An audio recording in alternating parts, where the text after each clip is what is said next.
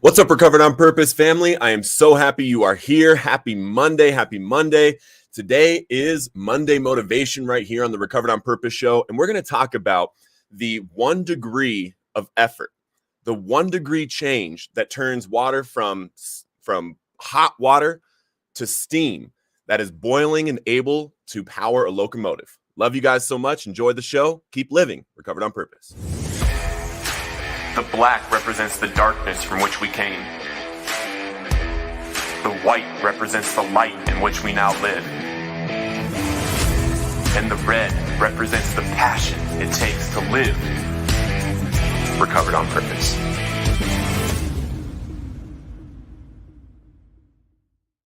Good morning, everybody. Happy Monday. Happy Monday. It's a new week. It's a new start to live the lives we always wanted. Aaron coming in from Australia. Good to see you, brother. Always good to see you.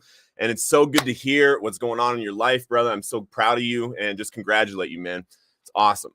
And guys, today we're going to be talking about 212 degrees versus 211 degrees. At 211 degrees, water is really hot. Like we can't touch it. It's going at its thing. It's getting really hot. But 1 extra degree to 212 degrees makes water boil and able to power a locomotive. That's the difference of 1 degree of effort. That's the difference that 1 degree of effort can make in our lives of progressing in our recovery to live the life that we always wanted. And today I've got 8 different areas of life that we can add just a little bit of effort to that will take us to the next level in life. It's good to see everybody. Good to see you, Wendy. Love you so much. Good to see you. So guys, like I just said, water boils at 212 degrees. At 211, it's really hot, but 212 is what makes the change. What makes that 1 degree of effort makes an incredible change in the life of water. So how are we going to see that for ourselves? What areas of our life can we make a little bit of extra effort that could possibly power the locomotive of life, that could possibly completely change the outcome of what we're doing in our recovery? So these are the 8 areas of life to add 1 degree of effort to in your recovery that can, each and every one of these can actually change the outcome of your entire life. And I'm trying to focus on each and every one of these myself. Maybe we'll get into that. So number 1, making your overall health a priority. And every single one of us, no matter where we're at in our health journey, no matter where we're at in our life, we have something in our practices, in our health practices, that we could add 1 degree of effort to. 1 degree of effort. What would that be? In our health, would it be, cutting out soda and energy drink? I did that in 2020, January 1st of 2020. I haven't had a sip of energy drink or soda since. That 1 little degree of effort. I don't know exactly what it's doing for my body right now, but I know that it's doing something good. I know that it's helping me with longevity. I know it's helping my teeth. It's helping everything. So that 1 little degree of effort, what's that 1 little change in our health life? Maybe we cut out, fast food. Maybe we go to the gym. Maybe we just go for a walk, a 15-minute walk every morning. This 1 little change, that's, a 15-minute walk in the morning.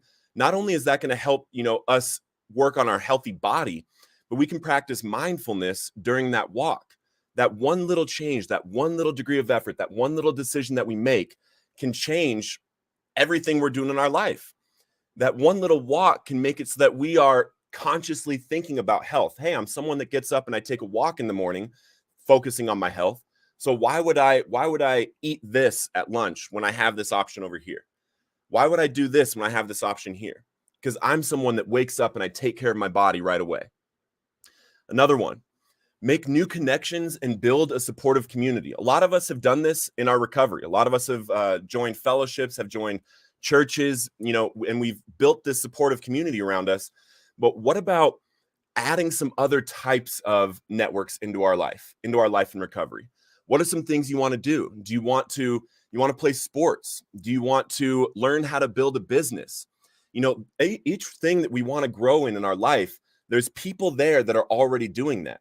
So what is something that we can do? 1 extra degree of effort, 1 extra degree of effort in the networking, in our relationships. How can we show up in our community, in our friendships that we already have, in a better way? Can we call our top 5 friends, the 5 closest friends to us today, and just tell them, hey, this is what I think about you. Just give them a compliment. Just tell them how much you love them. Shoot them a text. I used to call this compliment texting. When you wake up and first thing you do is just go through your phone and text like 10 people compliments about them, things that you love about them. What this can do is it builds a stronger bond. But when we're focusing on what we love about other people, our mind will start thinking about what we love about ourselves also. So this one little degree of effort can change the way we think. It can change the way we show up for our friendships, and we can actually make our network stronger, more connected. And if you want to learn something, if you want to branch out and do something else, it's time right now. What's holding you back from joining that book club? What's holding you back from joining that basketball club or that gym and getting a personal trainer, building a relationship with that person? Each one of these networks, each one of these connections is supporting you towards the goal that you have, towards the dream life that you have. So if we're going to be focusing on our health, there's things we can do and connections we can make to have that focus being fulfilled. So hopping over to the comments. Good morning, Pam. Good to see you. Good to see you. Andrew, if nobody told you they love you today, I do. Amen, Andrew. I love you too, brother. I miss you, man. Where you at? All right, 3, try new things. Try new things. This is something that a lot of us kind of just pass up in our recovery. We get comfortable. We like going to our meetings. We like going to work. We like, that one thing that we've been doing for a long time. But what about trying new things? Things that we maybe haven't tried before in our life, or maybe it's something that we used to do in our childhood that we want to try again. Because these new things, what this does is it helps us get to know ourselves, get to know our strengths, get to know, what we actually like, what we want to do with our life. And just by trying these new things, we learn, what we want to do. We learn things about ourselves that, we're able to go at with our life. So if there's something that you want to try, literally the simplest thing to do is just Google it. Google, if you want to try, let's say, I want to make music. Google, how do I start making music? And then just watch a few YouTube videos. Read a couple articles about how to, use whatever, GarageBand or something, and learn how to make music. Start making your own music. Start having some fun with it. Try new things. Maybe you want to try painting. I tried painting for a little bit. Wasn't great at it. It was cool. I enjoyed it. Used to paint out on my balcony in downtown Denver, but it wasn't my thing. But I liked that I tried it. And as I was seeking new things and things that I like to do, that was one thing that I went through. So try new things. There's things, if you haven't tried something and then you try something and you love it, that one little change in your life can change your overall joy, your overall happiness, your overall freedom. So why wouldn't we get into things and start trying them in our recovery?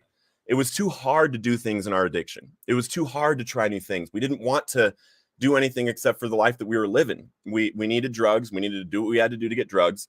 But now in our life in recovery, there's so many things in life to do. There's so many things to try out. Today's the day. It's the week to do it. Improve your employment and career. This one, all of us know.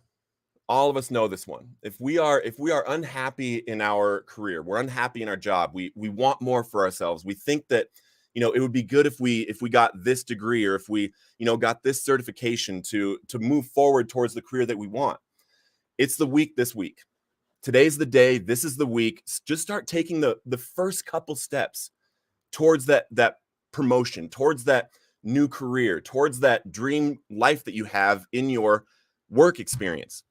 And a way that you can do this is, if you love your job, but you want to move up, you want to get promoted. I actually personally know somebody that teaches people how to get promoted in jobs, how to get a raise, how to get, how to basically just negotiate these things in the career that you already have. And what's beautiful about the state of the internet, and you guys hear me talk about the state of the internet all the time, is that we can search these things and we can find these things. There's people all over the world teaching all different kinds of things. And if we want to improve our career, if we want to try something new with our career, or if we want to improve our experience at our job right now, whether that be getting a raise or a promotion or both, There's ways to learn how to do that, learn how to show up in the job. And if we just gave 1 degree of extra effort in our job, are we gonna stick out? Are we gonna be that person that the boss calls and when a job opening opens up? Yes. 1 degree of extra effort. 1 degree. Practice mindfulness and meditation. This is one that, I still work on. I'm still working on improving this. I'm constantly improving this because it's a practice. That's why it says practice mindfulness and meditation. And if you haven't seen it yet, I did make a guided meditation video on YouTube for addicts in recovery. I love it. I actually use it myself now. And it's just like 9 minutes of just getting mindful, just getting present. Mindful just means that we're present in the moment and not thinking about what's going to happen in the future, not thinking about what happened in the past, but really just becoming aware of everything around us right now in this moment. What's real right now.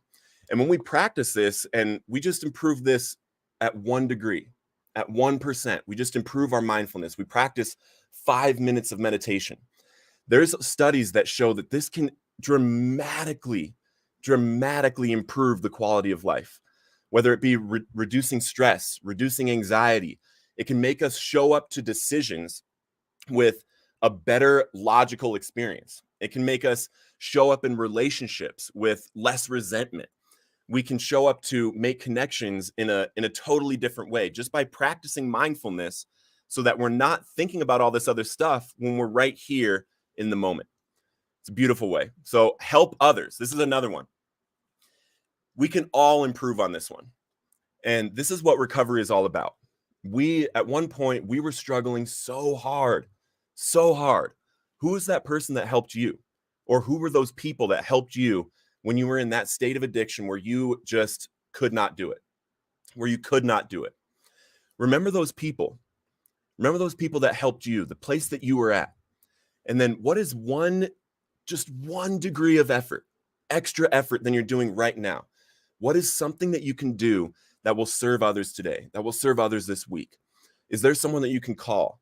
Is there a nonprofit near you that you can volunteer at? What is 1 degree of extra effort we can put in to help others that will not only improve the lives of these other people that we're serving, but will improve us, that will give us long-lasting, permanent recovery that prevents relapse, helping others? That's what this is about. So what is 1 extra degree of effort that we can put into that helping others this week? So practice positivity. Here's another one. And I didn't even plan on saying these when I made these banners, but I also have a YouTube video up that is positive affirmations for addicts in recovery. And if you guys aren't subscribed to the YouTube channel, this is actually live on the YouTube channel also, but Recovered on Purpose over there. And I'm posting different videos there, at least 1 a week. And I'm actually creating them, working hard on them. So enjoy them. But practicing positivity is, when we're thinking a different way, when we have a perspective that, things are good out there. Life is good. People are good. When we're not pessimistic about things, when we're not thinking negatively about ourselves, life tends to show up the way that we perceive it. And the better that we're able to practice positivity, and again, this is a practice. Each and every one of us, including me, definitely me, needs to continue practicing how we're looking at the world, how we're seeing other people, how we're seeing the dreams that we're showing up for, how we're seeing, the whole recovery community as a whole. We have to practice this positivity in order to show up as a person that is able to serve as many people as we want to serve, right? There's 1 degree of extra effort that you can do today and this week to practice positivity. And if it's literally just going over to the Recovered on Purpose YouTube channel and watching and listening to the positive affirmations for addicts in recovery once a day, it's like, 9 minutes or something. And it will solidify thoughts in your head that are positive about people, about yourself, about the world, about your opportunities. And what that does is it makes it so that your eyes are open to opportunities that are showing up. We're not going to let things pass by because, I'm not good enough for that. Oh, that would never happen for me. That person's probably out to get me, or that person's probably out to get things for themselves. They don't care about me. Those kinds of thoughts are holding us back from the things that we're supposed to do with our life, our purpose, our call in life. Last one, take care of yourself as a priority, as a priority. And you'll get a lot of pushback on this because people will say, it's not a selfish program, it's all about helping others. And I believe that it is all about helping others. But first, we have to take care of ourselves. We couldn't help other people get clean and sober. We couldn't help other people. We couldn't sponsor people until we were first helped and we were first sponsored. The better that we are, we're going to be able to show up for other people, to serve other people. Whether that's we are learning with an hour a day, an hour a day, we are specifically reading, watching YouTube videos, listening to podcasts, whatever it is that we need to learn to show up in the world better. We are focusing on our self-care, prioritizing our self-care, our improvement personally first, so that we're able to show up in the world better and just as someone that is improving. It's attractive to people around us when we are improving in our life. It's not enough for us to just be like, hey, I got clean and sober. I stopped shooting heroin in my veins. That's good. That gives, addicts hope that that's possible, but it's not enough to attract people to recovery, to attract people that are out there suffering. There's ways that when we improve, a new glow comes about us, a new confidence. We walk different. Our shoulders are back. Our chest is out. When we know that we're working on something, we're taking care of ourselves, we're progressing in our lives, and people are attracted to that. People that are out there suffering see us where we were. For me, 5 years ago, I still have people that knew me when I was using, hit me up on this platform. Like, dude, I have no idea who you are anymore, because I'm not that person anymore. But not only am I not that person, I've done the work to be somebody that is totally different, that shows up in the world the way that I am right now. And my work isn't done. My work is never done. And my self-care, taking care of myself, is a top priority. That includes my spiritual practice, my journaling, my work, my exercise, my hobbies. These things are a priority to me. They're scheduled in my time, and nothing else is going to take those away. Nothing else is going to take that time away. And that makes it so that when I have this time slot to be working on this, to be working with this addict or working with this addict in recovery, the way that I show up is completely with them, because I've done my self-care.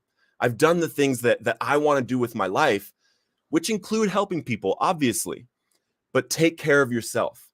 What is one degree of effort that you can put in this week to take care of yourself, the things you want to do, the life you want to live? I love you guys so much. It's good to see everybody. Happy Monday. Have an incredible week and keep living.